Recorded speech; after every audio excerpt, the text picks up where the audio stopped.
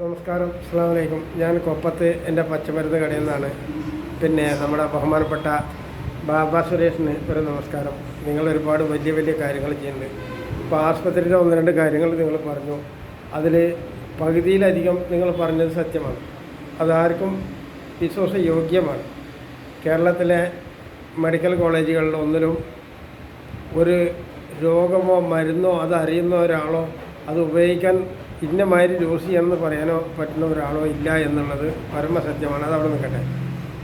അതവിടെ നിൽക്കട്ടെ. പിന്നെ നിങ്ങൾ രണ്ടാമത് ഉപയോഗിച്ച സാധനം പിന്നെ ഞങ്ങളെപ്പോലുള്ള എല്ലായിടത്തേക്ക് കൊണ്ടുവരരുതെന്ന് പറഞ്ഞു. ഞങ്ങളെപ്പോലെ ഉള്ള എല്ലായിടത്തേക്ക് കൊടുന്നാൽ ബഹുമാനപ്പെട്ട സുരേഷ് സാറ് കേൾക്കണം. ഇപ്പം നിങ്ങളുടെ വിരലൊക്കെ കേടൊന്നും കിടക്കണില്ലേ? ഞാൻ പല വീഡിയോകളും കാണുന്നുണ്ട്. അത് കംപ്ലീറ്റ് പിന്നെ അരമണിക്കൂർ മരുന്ന്, 2 മണിക്കൂർ വേണം തുടങ്ങി കിട്ടാൻ കേട്ടോ. അരമണിക്കൂർ മരുന്ന് പുരട്ടി ഉണങ്ങാൻ 2 മണിക്കൂറായി കഴിഞ്ഞ് നിങ്ങൾ നാളെ രാവിലേക്ക് അതൊന്ന് നോക്കി അതിലെന്താ സംഭവിച്ചതെന്ന് എന്ന് നിങ്ങൾ നോക്കണം. അപ്പോൾ ഇങ്ങനെയുള്ള സത്യങ്ങളാണ് നിങ്ങൾ മറച്ചു വെക്കുന്നത്. ഒരിക്കലും നമ്മളത് ചെയ്യരുത്. പാമ്പ് പിടിച്ച ആളെ ഇവിടെ നിങ്ങളെ ആരെങ്കിലും പറ്റിച്ചിട്ടുണ്ടെങ്കിൽ അതിൻ്റെ ഉത്തരവാദിത്വം എനിക്കല്ല. ഞാനതിൻ്റെ ഉത്തരവാദിത്വമൊന്നുമല്ല.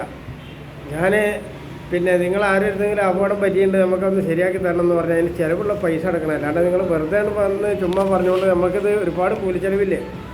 നമ്മളുടെ പെട്രോളും ഗ്യാസ് എവിടേക്ക് വരുന്നു അതുപോലെ വരും നമ്മുടെ കൂലിച്ചെലവുകളും നമ്മുടെ ചിലവുകളും.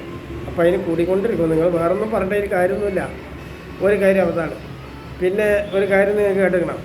ഇവിടെ ഇംഗ്ലീഷ് മരുന്നുകാരുടെ അടുത്ത് നിങ്ങൾ ആര് ചെന്നിട്ടും കാര്യമില്ല, നിങ്ങൾക്ക് ഒരു മരുന്നും കിട്ടില്ല. ചില ആളുകളെ പിന്നെ 50,000 ഓപ്പറേഷൻ ചെയ്ത ആളെ കഴിഞ്ഞ തവണ നമ്മൾ പറഞ്ഞ ഒരു പറവൂരിൽ ഒരു എഞ്ചിനീയർ, ഒരു വാട്ടർ അതോറിറ്റി എഞ്ചിനീയർ, അയാളെ പിന്നെ കേരളത്തിലൊരു അപ്പോളോ ആസ്പത്രി ഉണ്ട് ചാലക്കുടിയിൽ, അതിന്ന് മരിക്കാണ്ട് കൊണ്ടുപോയി മറയുകയും ചെയ്തു.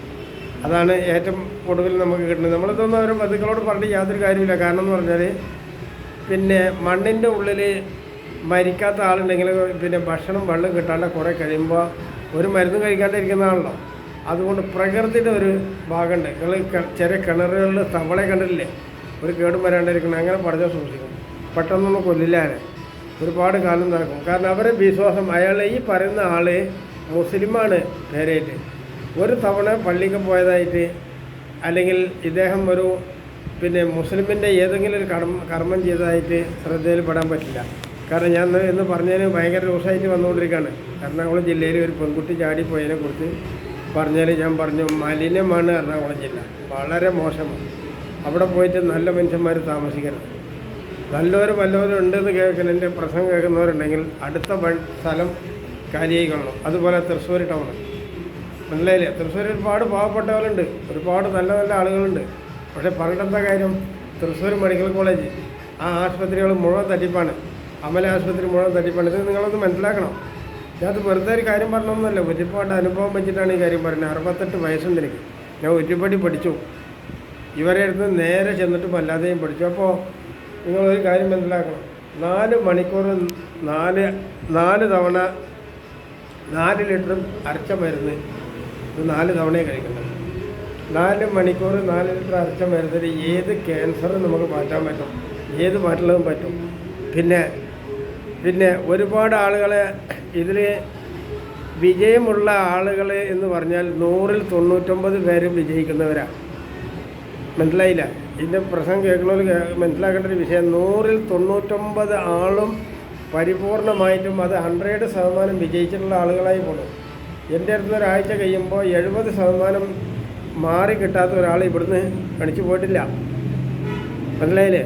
സത്യം പറയുന്നവരെ നാട്ടിലെ ഒരാൾക്കും ഇഷ്ടമില്ല, നല്ല കാര്യങ്ങൾ ചെയ്യുന്നവനെ ഇഷ്ടമില്ല. അതാണ് ഇവിടുത്തെ ഏറ്റവും വലിയ ശാപം. അതിന് നമ്മളൊന്നുമല്ല കുറ്റക്കാരൻ. അതുകൊണ്ട് ബാബാ സുരേഷ് ഒരു കാര്യം മനസ്സിലാക്കണം. ജനങ്ങളെ അടച്ചു പറ്റിക്കരുത്. നിങ്ങൾ വലിയ കാര്യങ്ങളൊക്കെ ചെയ്യേണ്ടത്, നിങ്ങൾക്ക് വലിയ കാര്യം ചെയ്യേണ്ടതെന്ന് സമൂഹമാണ് പറയുന്നത്. ഞാൻ അതിൻ്റെ കാര്യങ്ങളല്ല പറയുന്നത്. പിന്നെ ഈ പാമ്പ് ഓരോ സ്ഥലങ്ങളിൽ വന്ന് കയറും, കടിക്കുകയും ചെയ്യും. പക്ഷെ അത് ഇവരെ കൊല്ലാനല്ല, വരുന്നതിൻ്റെ കാരണം ഇതല്ല. അതായത് അതിന് സുരക്ഷിതമായത് ചിലപ്പോൾ തണുപ്പ് കണ്ടുണ്ടാവും, അല്ലെങ്കിൽ ഇവിടെ കുറച്ചുകൂടി സുരക്ഷിതമെന്ന് കരുതിയിട്ടുണ്ടാവും. അങ്ങനെ കയറുന്നതാണത്. അല്ലാണ്ട് നമ്മളെ ഒരാളെ കടിക്കാനോ കൊല്ലാനോ അല്ല. അതിന് ചെന്ന് ചവിട്ടുമ്പോൾ അത് കടിക്കും. പിന്നെ ചിലത് ഓടി വന്നിട്ടും കടിക്കും. ഓടി വന്ന് കടിക്കുന്നത് അധികം പ്രസവിച്ച പാമ്പായിരിക്കും. മറ്റേ പാമ്പുകൾ ഓടി വന്ന് കടിക്കില്ല, പിന്നാലെ ഓടി കടിക്കില്ല. പിള്ളേരെ പിന്നാലെ ഓടി കടിക്കുന്നുണ്ടെങ്കിൽ ആ പാമ്പിൻ്റെ കുട്ടികളുണ്ട് അവിടെ അതിന് കേടുവരുത്തുന്നതാണ് കഴിയില്ല. ഇത് രണ്ടും നിങ്ങൾ മനസ്സിലാക്കുന്നത് പരമസത്യമാണ്. അപ്പോൾ നിങ്ങൾ 30 മണിക്കൂർ കഴിഞ്ഞിട്ട് എൻ്റെ അടുത്ത് എത്തിയാൽ മതി. ഇനി 40 മണിക്കൂർ ഞാൻ തരാം. 40 മണിക്കൂർ കഴിഞ്ഞിട്ട് എത്തിയാൽ മതി. എന്നിട്ട് വേറെ മരുന്നൊന്നും പുരട്ടിയ തേക്കൊന്നും ചെയ്യാതെ വായിൽ ഓരോ സ്പൂൺ പച്ചവെള്ളം പോയാലും ഇല്ലെങ്കിലും ഒഴിച്ചു കൊടുക്കണം. ശരീരത്തിൽ നിന്ന് ഡ്രസ്സൊക്കെ കഴിച്ച് മാറ്റണം. ഒരു തുണി കൊണ്ട് മൂടിയിട്ട് കൊണ്ടുവരണം. വായും മൂക്കും ഒരിക്കലും അടക്കരുത്. അതിനൊരു ബ്ലോക്ക് വരാനേ പാടില്ല. വായും ഇതും സാധനം വിടരുത്. പുരുഷനാണെങ്കിൽ ഈ ഒരു സാധനം കൂടി ഉണ്ട്. പുരുഷൻ്റെ അണ്ടി ഒരിക്കലും ജാമാകാൻ പാടില്ല. ഇത് പ്രത്യേകം ചിന്തിക്കണം. അണ്ടി ഒരിക്കലും ജാമാകാൻ പാടില്ല. മൂക്ക് അടയാൻ പാടില്ല. വായ അടയാൻ പാടില്ല. ഓരോ സ്പൂണ് വെള്ളം വായിൽ ഒഴിച്ചു കൊടുക്കുകയും വേണം. എന്നാൽ മൂക്കിലൊന്നും അരിയരുത്. ഇത് പ്രത്യേകം ചിന്തിക്കണം. ഇത് വെറുതെ ഒരു കാര്യം പറഞ്ഞൊന്നുമല്ല. നമ്മളൊരു വിഷയത്തെക്കുറിച്ച് നന്നായി ചിന്തിച്ച് പഠിച്ചത് കൊണ്ടാണ് ഇങ്ങനെ പറയുന്നത്. അത് ശരിക്കും ഓർക്കണം. അതുകൊണ്ട് ബാബാ സുരേഷ് പിന്നെ ഞങ്ങളെ പോലുള്ളവർക്ക് വരരുതെന്നൊക്കെ പറഞ്ഞാൽ ഇവിടെ പെരുന്തൽമണ്ണയിൽ പിന്നെ മലപ്പുറം ജില്ലയിൽ മുറത്തുണ്ടായിരുന്നു. അങ്ങനെ പല ആളുകളും പല സ്ഥലങ്ങളും ഇതിന് മുമ്പുണ്ടായിരുന്നു. ഇപ്പോൾ അവശേഷിക്കുന്നത് ഇപ്പം ഞാനാണ് എന്ന് മാത്രമാണ്. അപ്പം നുണ പറഞ്ഞ് ആരെയും പറ്റിക്കരുത്.